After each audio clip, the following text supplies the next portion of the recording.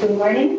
We're here with Dr. Peter Larose, who is the Minister for Finance, Trade and Economic Planning. Thank you very much for having us. Seychelles competes with many other island nations across the world, in which you have not only the Caribbean but also the southeast of Asia and neighboring countries.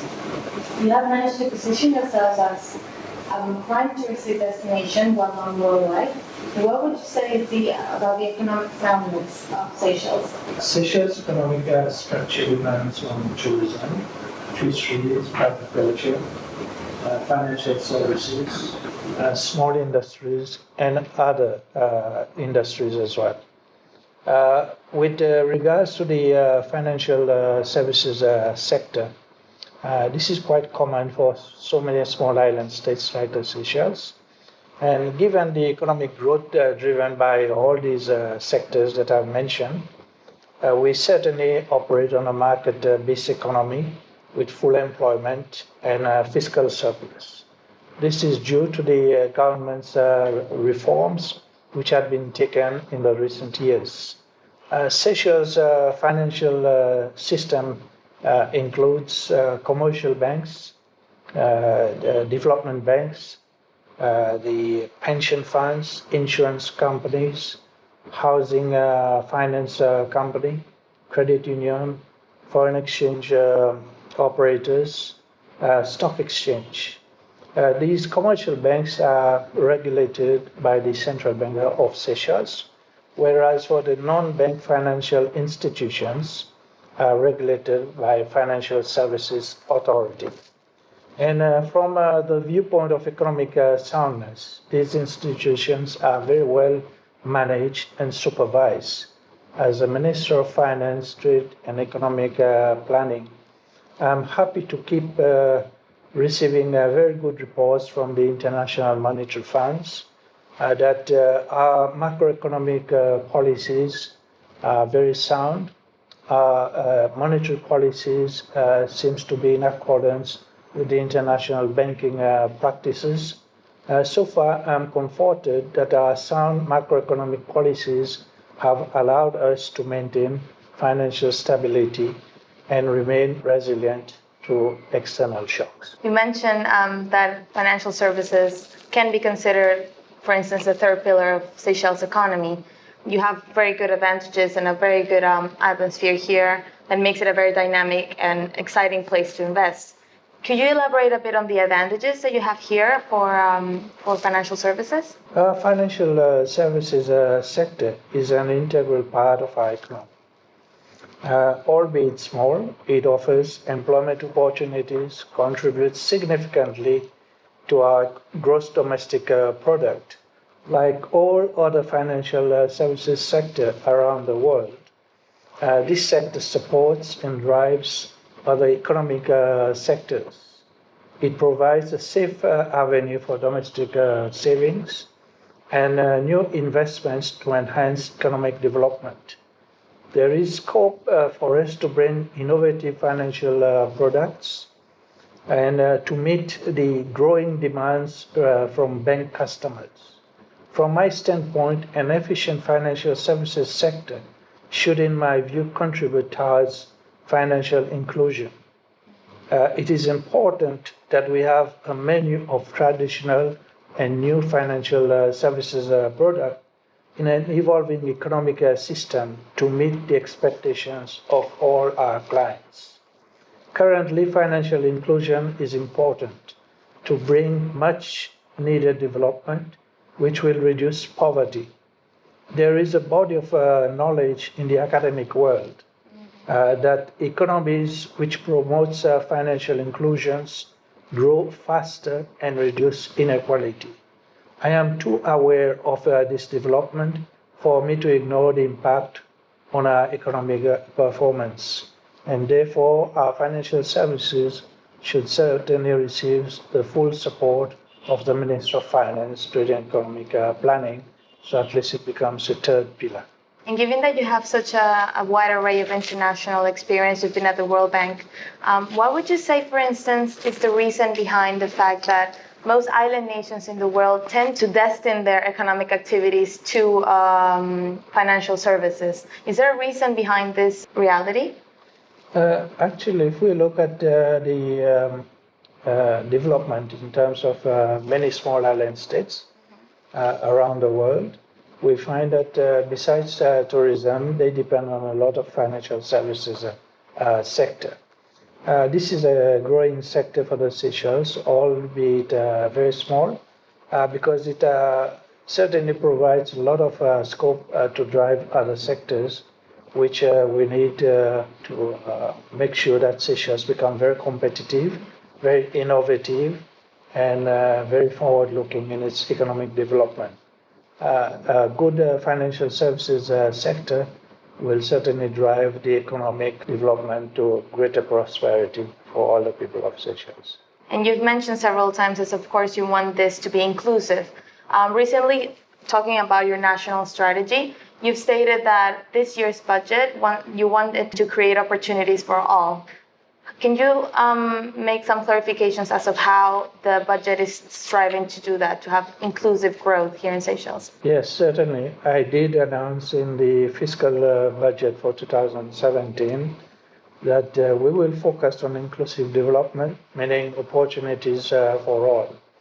I must admit that despite Seychelles being rated as a high-income country by multilateral institutions, we still have a sizable amount of poverty. This is a reality, I have to admit that. But in recognition of this fact, our budget will be used to target the pockets of most vulnerable and poor people. It is only through a targeted exercise can we minimize inequality in our country.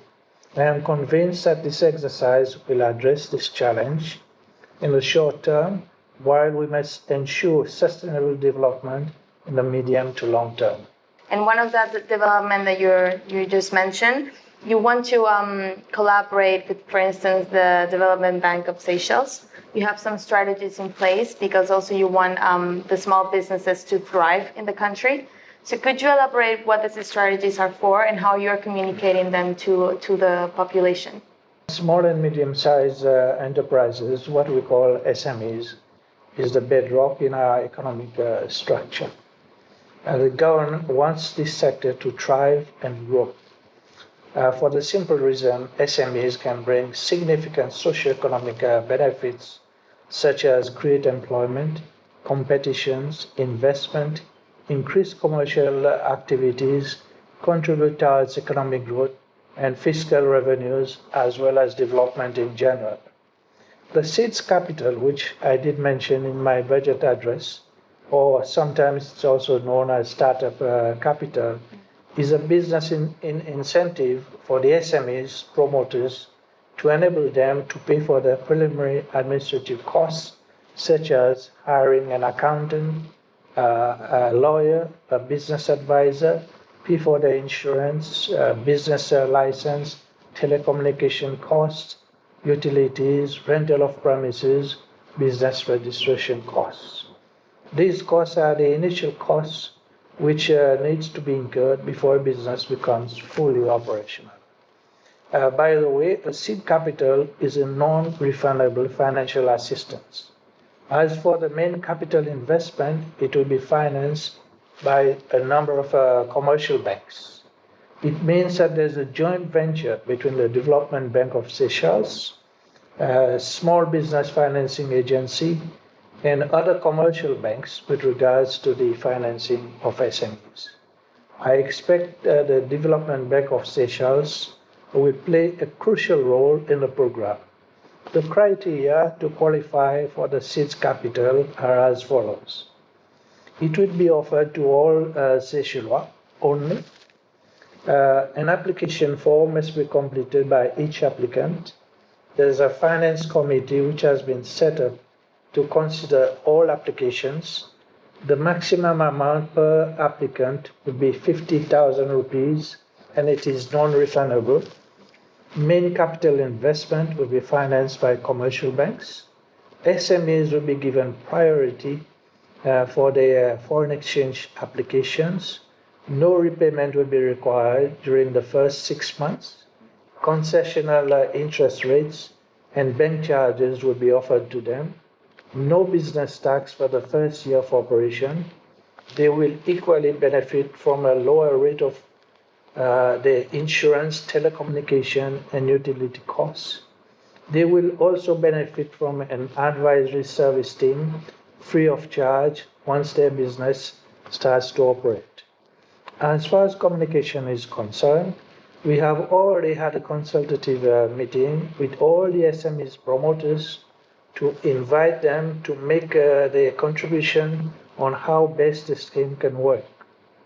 There will be a series of promotional materials, media communications, quite frequently to give the schemes maximum publicity. The success of this scheme is to get all stakeholders informed of the scheme and from the conceptual stage to the full implementation. I sense that my fellow citizens welcome this scheme and the approach that we are taking to promote it. Your ministry and also the central bank are trying to create opportunities for local businesses and Seychellois to invest in infrastructure here in Seychelles. For instance, you want to create a company which will build a sustainable and eco-friendly lodge in Cape Tapne. And my question is, how are you encouraging Seychellois to take part of this, as it's going to be a private and public partnership? The existing Companies Act makes a provision that for the foreigners who are interested to invest in our economy is to hold 49% of the total shareholding in any company, whilst Seychellois can hold 51%. This is in accordance with the provisions of the Companies Act 1972. You are right that we encourage foreign investments in local infrastructure. This is due that good quality of infrastructure is the key to sustainable development. And of course, foreign investors are most welcome to help us with their development agendas. And do you have some sectors where you would like the foreign investors to focus when they come here in Seychelles? We would like to invite foreign investors in all sectors, from tourism, fisheries, agricultural, small manufacturing, service sectors as well.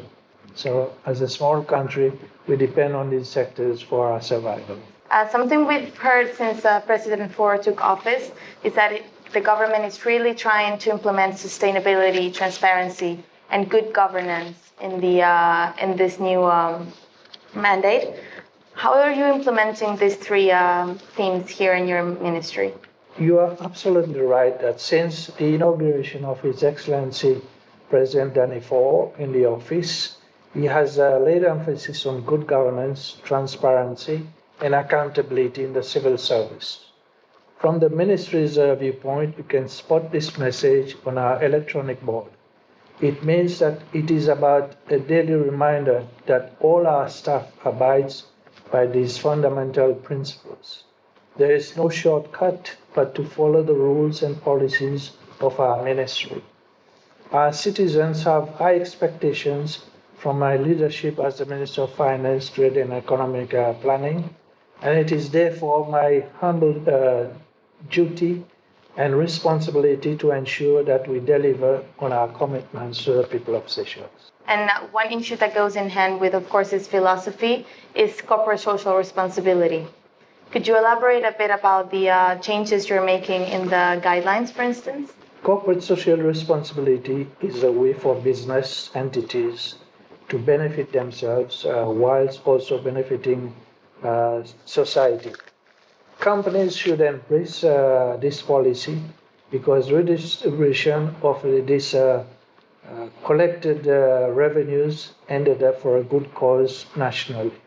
In Seychelles, CSR, as we tend to refer to these policies, requires that business follow Corporate Social Responsibility Tax Act 2013. CSR tax is paid by business on monthly turnover.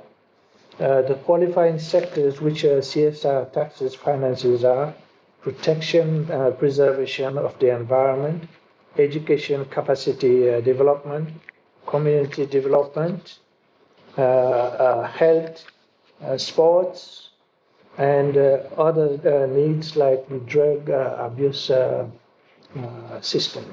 As a person who has a great overview of the economic issues worldwide, but also with a good insight about the country and what Seychelles' economic soundness is all about, what would your message be to all those business travelers who only see Seychelles as a touristic destination?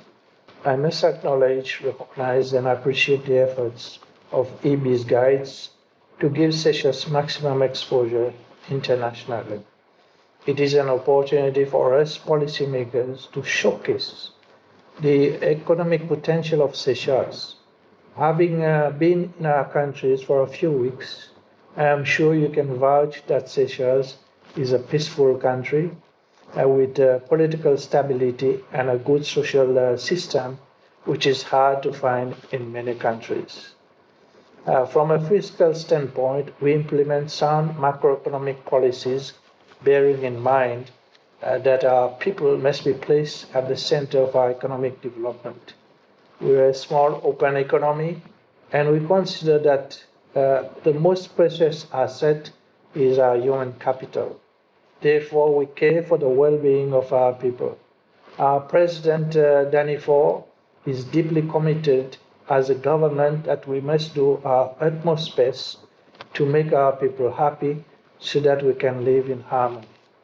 From an investment standpoint, Seychelles offers many investment opportunities to local and foreign investors. We pride ourselves on three investment principles: high returns on investments, safety of capital, and repatriation of capital without interference.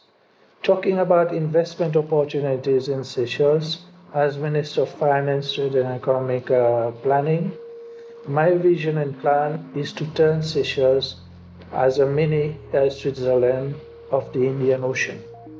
It is an ambitious plan, but I am determined to realize this plan. It is going to happen.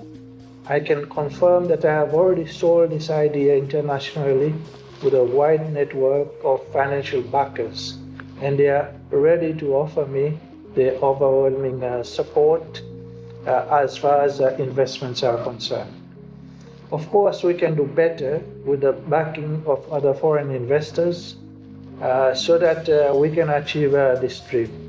They are most welcome to explore any investment opportunity.